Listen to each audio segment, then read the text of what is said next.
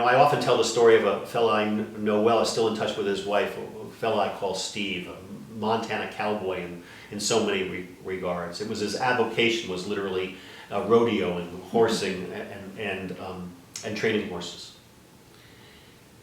He was facing the end of his life from emphysema and had severe disabling anxieties. When our hospice team got involved in Montana, I got to meet Steve and his wife, and it became clear that he was suffering his anxieties a lot in the brokenness of his relationships.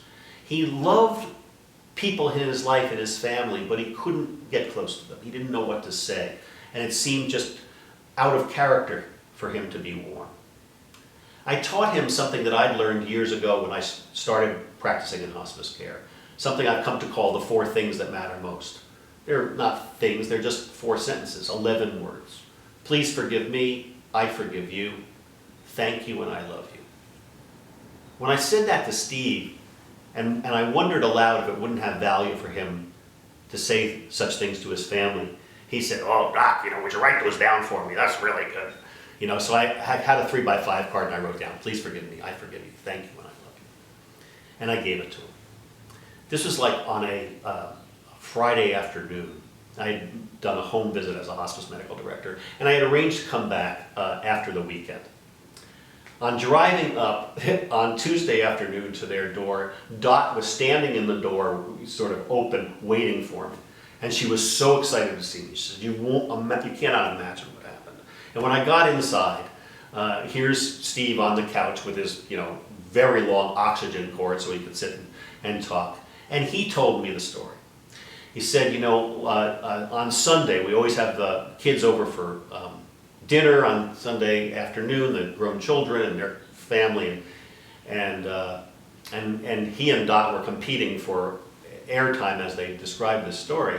But what evolved was that before dinner was served, Steve announced he had some things he needed to say.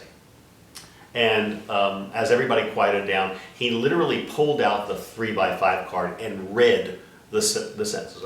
Please forgive me, because I know I haven't always been, the best husband and father. And I forgive all of you for the times I got my feelings hurt.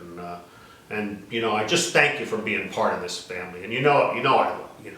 And he just read them. And things changed dramatically.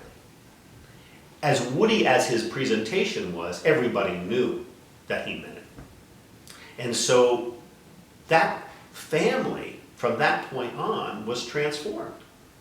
They described warmth in that family that hadn't existed there for decades or ever that anybody can remember.